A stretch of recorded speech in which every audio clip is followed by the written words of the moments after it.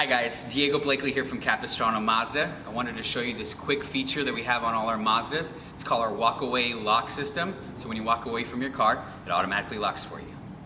So I'm going to use the commander control instead of the touch screen for this. We're going to start off here with the home screen.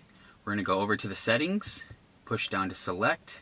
We're going to toggle over until we get to vehicle, go down to door locks, select, and go down to walk away lock.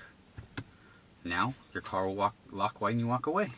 All right, now that I showed you how to set up your auto walk away lock system, I'm gonna get in the car, turn it on, turn it off, walk away, and watch it lock by itself.